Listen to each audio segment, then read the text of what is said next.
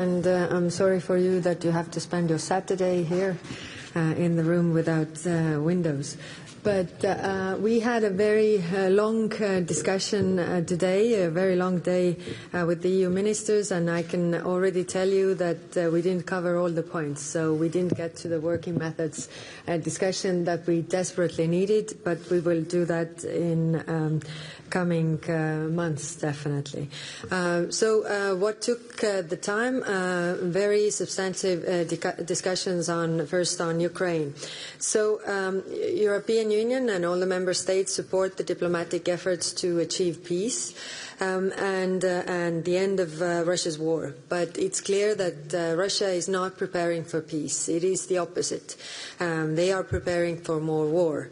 This week, Russia launched its second biggest air attack on Kiev since the war began.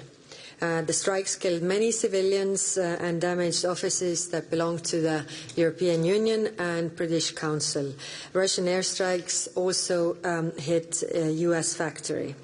So today ministers discussed ways to further increase pressure on Russia to really negotiate, to really come to the negotiation table and sit down and discuss with Ukraine. Sanctions have deprived Russia tens of billions of euros to fund its war, and sanctions work. Ministers discussed the possible building blocks for the next sanction package. Options include secondary sanctions, those backing Russia's war, as well as import bans and tariffs on Russian products. Efforts against shadow fleet ships must also be stepped up. And I've asked the member states for their proposals next week. The goal is to exert maximum pressure on Russia. Of course, new actions would be stronger if matched by our partners, including our transatlantic partners. Today, ministers also discussed the use of Russian frozen assets for Ukraine's defense and reconstruction. It was a very, very good and very substantive discussion. We needed this to hear all the arguments from all the sides, to really debate on the substance matter, and this discussion will continue. Ministers acknowledged the need to address Ukraine's financing gap and to hold Russia accountable for war damages. To achieve this, it is crucial to explore all available avenues while minimizing the potential risks.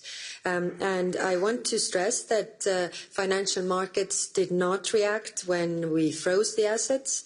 Financial markets are calm now as we discuss this, and there are risks, but I'm confident that we are able to mitigate those risks. One thing is absolutely clear where everybody agreed, and this is that given the devastation that Russia is causing in Ukraine and has caused in Ukraine so far, it is unthinkable that Russia will ever see this money again unless it fully compensates Ukraine the damages caused. Second, Middle East. First on Iran. The E3, so the France, Germany and UK, have begun the process of reimposing UN sanctions on Iran. And we had a short discussion on this. The 30-day deadline has started, and this does not mark the end of diplomacy. Tehran still has the chance to fully cooperate with the International Atomic Energy Agency and resume negotiations with the US over its nuclear program. And the ball is in Tehran's court. So I stand ready to support any kind of diplomatic efforts towards finding a solution. On Gaza, Israel's announcement that Gaza City is now a combat zone threatens to worsen the humanitarian situation. If military solution was possible, the war would already be over. Gaza needs less war, not more war, and on the West Bank, Israel's decision to advance its West Bank settlements is illegal and undermines the two-state solution. So, of course, we discussed what more can we do. We have been very active in contact with Israelis trying to improve the humanitarian situation on the ground, but of course more needs to be done. Many EU member states have taken measures against Israel, not against Israel, but against the Israeli government. And there is a very important distinction to be made. It's not against Israel, but actually the actions of Israeli government that are going on, including sanctioning the ministers, suspending arms exports. This is what the EU member states have done.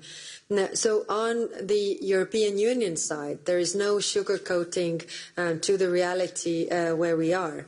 It was clear that today a broad majority of member states gave more ideas. What more can we do to really improve the situation? We will explore those ideas further.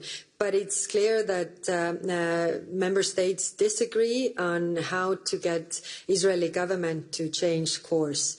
The options are clear and remain on the table. We have presented an option paper, but the problem is that not all EU member states are on board. But again, we had a very good discussion on different options, and we will continue to try to find ways to explore what can we do. And finally, on the issue of denying visas to Palestinian authorities so that they can't participate in the United Nations General Assembly. In the light of the existing agreements between the UN and its host state, we all urge for this decision to be reconsidered, considering the international law and the way United Nations has been built up. So this is the agreement that we all had on this topic. Thank you very much. And now over to you. Well, thank you very much, Kaja. When it comes to foreign policy, there's more than enough for us to tackle. And it's absolutely no secret, and that remains after today's meeting, that we are 27 member states, and we do not always agree on everything. But as I mentioned when I arrived this morning, the informal gimmick setting provides the, I would say, perfect atmosphere for constructive and honest discussions on how we can deliver on our promised pledges, how we can move forward, how we can strike compromise between ourselves. And I really want to thank my colleagues for the truly open, dynamic and non-scripted discussion we have had today. And as Kaja mentioned, we had core discussions on two of the major challenges facing the European Union, Russia's illegal war against Ukraine and the humanitarian catastrophe in Gaza. The European Union's most important task right now is to maintain support for Ukraine and increase the pressure on Russia. I think everybody agrees that it's very clear that Putin is trying to buy time and divert attention from the massive and brutal attacks on Ukraine. He must not succeed. And the only language he understands is that of hard pressure.